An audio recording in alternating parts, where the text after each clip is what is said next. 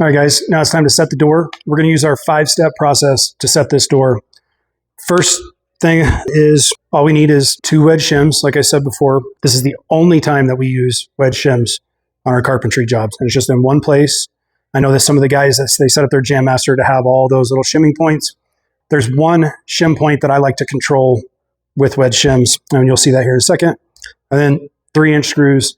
This is a hollow core door, and you could shoot these in with a nail gun, 15 gauge, even solid core you can too. You do need that many more shim points to do it, but I'm more minimalist about it. I like to use screws. I know they're not going to move, just more solid application. So in the 5-step process to setting a door, we already have obviously our parallel shim points, and the first step in the process is to set our hinge side on these already plumb, even plane shims. So we'll just go ahead and do that right now.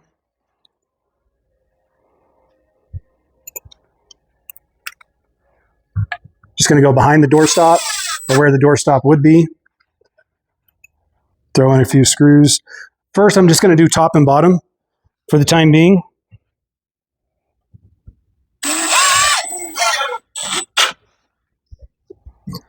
A very important part about the way we set doors is we're always going to line the door up to the drywall at the tops.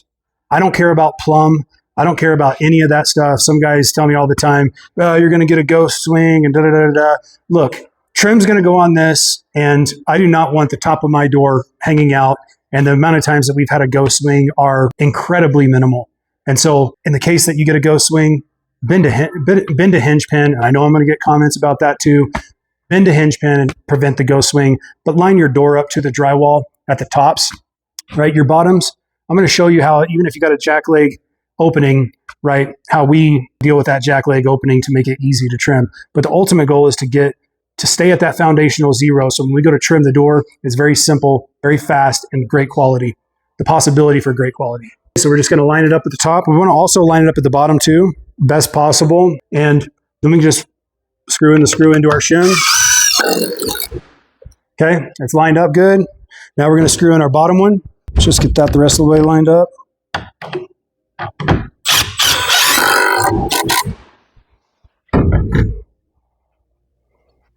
So that's a portion of step 1. Now, one of the things that I'm looking for during step 1, I put my top and my bottom in to just make sure I don't put all 4 in, and if I need to adjust something beyond that point, I don't have to take them all out and reposition the screw. So one thing that I'm looking for is this top reveal opening or closing. And what I mean by that is the reveal from the door to the jamb getting bigger on the strike side, or is it getting smaller? If that reveal up on the top is getting smaller going towards the strike jamb, then I'm going to be cutting the bottom of this jamb off a certain amount to even up that top reveal. But in this case, it's getting bigger, it's opening, whatever you want to call it. So we're going to go ahead and finish screwing off this and finishing step 1.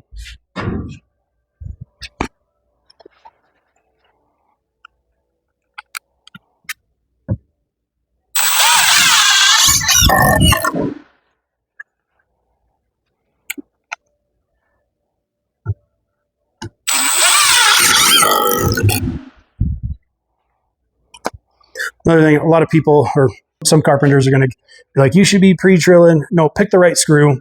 It's a T25 torque screw with a little drill head thing on it. So for this application, there's absolutely no reason to pre-drill. If I'm going into hard oak or something like that, then I'll pre-drill and countersink just so that screw head gets under.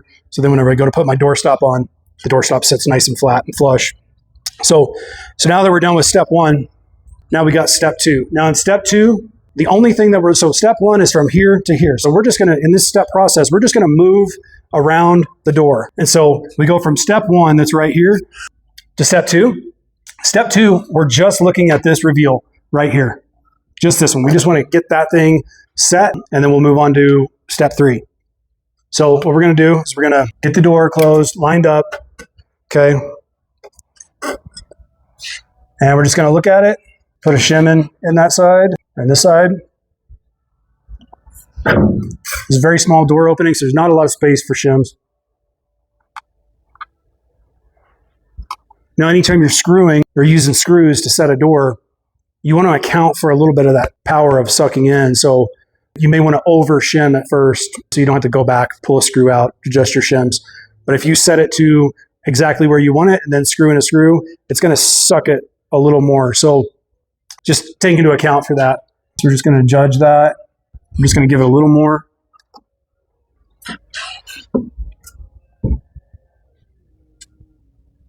Just a touch over shimmed.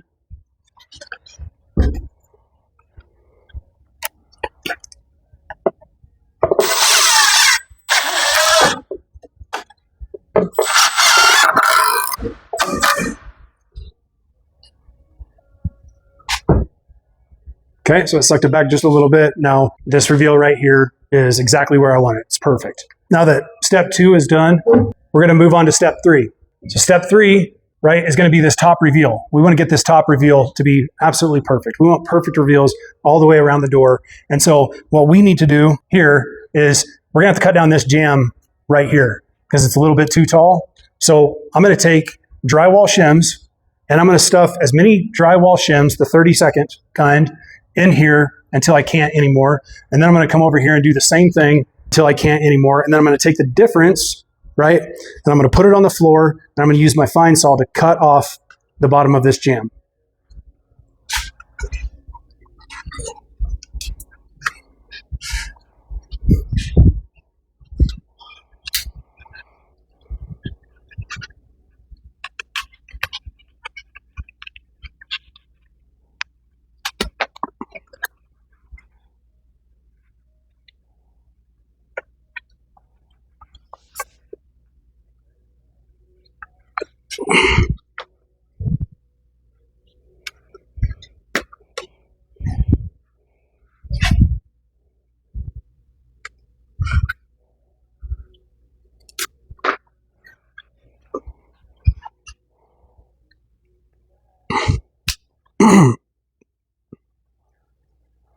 Now, some of you might ask why I use drywall shims or whatever. It's a very distinct measurement with these shims. It's 1/32. That's generally what most finished carpenters go down to in trim carpentry. It's something that's easy for new people into the trade. It's easy to have a system around. It's a 30-second. Each one of these is a 30-second. Instead of trying to measure this and measure this, then come down here and then measure and make a mark. Use a square, make a mark, and then try to cut on the line. This is just a really quick way to teach anybody how to adjust this top reveal and get it perfect every single time. So what we're going to do is I'm just going to take, I got like 6 shims here. I'm going to see how many fit in here. I think it's going to be 3. We'll try 4. 4 is just about perfect with the blade, right? And then we're going to come over here.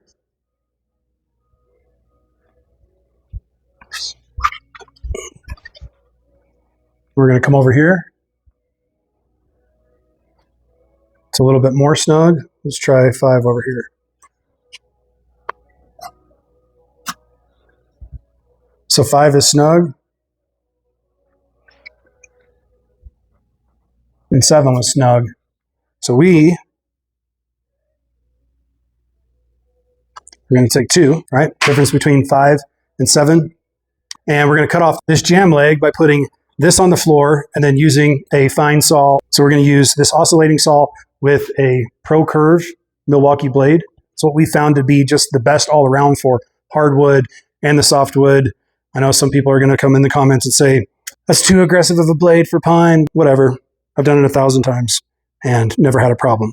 This works the best. And so we're going to go in here. I'm just going to straighten this jamb up. And I'm going to take a screw, not in a shim spot or anything like that. Make sure that's straight. And I'm just going to throw a screw in.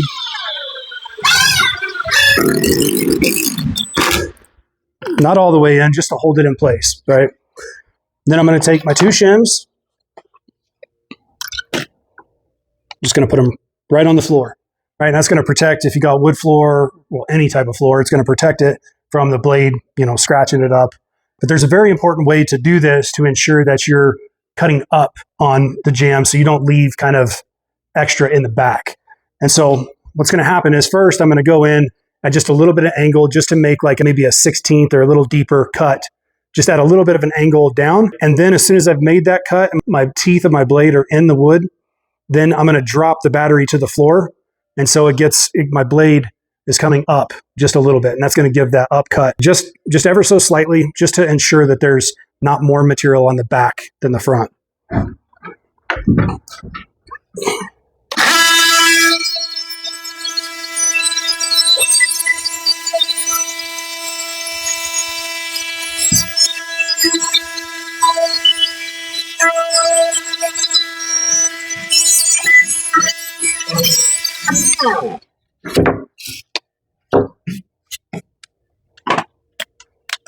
Okay, very important to keep that blade moving.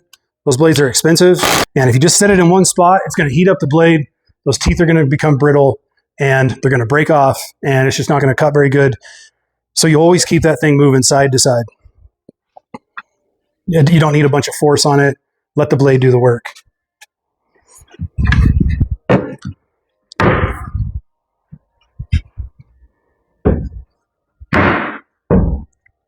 Okay. Reveals perfect. Absolutely as good as it gets. I don't know if that's easy to see on the camera, but absolutely by far inside of the range. So now step 3 is done. Now we're going to go to step 4. Now step 4 is plane of the door to the jamb. And this is where the jack leg issue comes into play sometimes. And so first thing that we want to do is we want to bring our door out to the face of the drywall. And then we just want to check and see. So it planes pretty good. So we're going to go ahead and lock this jamb into this top shin.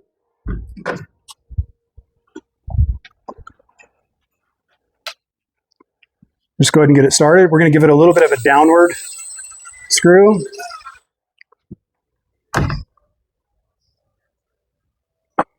Line it up with the drywall. Just make sure she's under the surface. Now we're going to make sure our plane's good.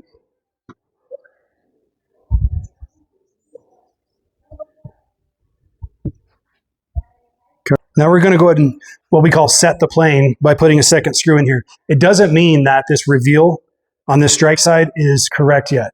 Sometimes it does. Sometimes mill shops are different. They'll mortise a top hinge more or a bottom hinge more than the others, and that can cause the door to sit in the jamb a little funny. So just because you Jambmaster a door doesn't always mean that it's going to be a perfect door, right? It's going to be a perfect set. You may still have a little bit of shimming, and I'm going to show you how we do that, hopefully.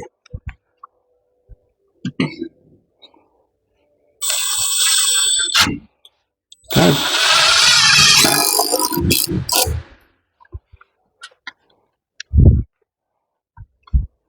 And we'll check our plane. Plane is absolutely perfect. Does not get any better than that. So the function of our door is good. Our plane's good. Our top reveal is good.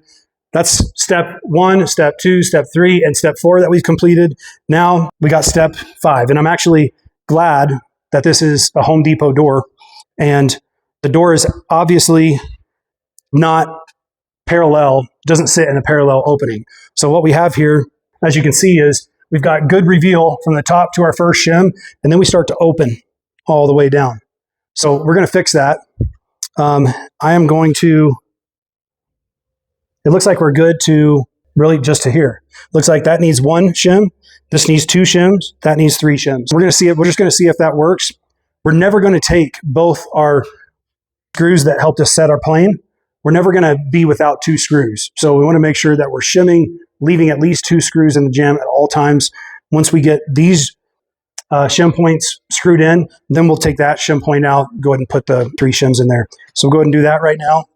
We'll just take the same 30-second drywall shims. Again, just a real easy fix. So we're going to put 1 in here. Push it all the way in so you don't have to cut it off. We're going to put 2 in there. 2. And we'll go ahead and take this screw out.